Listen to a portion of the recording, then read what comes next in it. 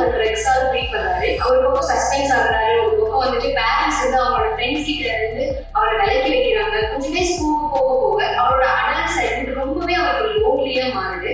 வீட்ல ஃபைட்ஸ் அப்படி இதுன்னு லாஸ்டா பேரண்ட்ஸோட டிவோர்ஸ்ல போய் முடியுது. எந்த ஒரு பிரச்சனையுமே லிமிட்ல, எந்த ஒரு பிரச்சனையுமே சால்வ் ஆகாது அப்படிங்கிறது இல்லை. நம்மள மாதிரி எல்லாருமே ப்ராப்ளம்ஸ் ஃபேஸ் பண்ணிக்கிட்டே தான் இருக்காங்க. அதுல இருந்து நம்ம எப்படி சால்வ் ஆகி வெளியே வரோம், அதை எப்படி ஹேண்டில் பண்றோம்ன்றது தான். அதுல இருந்து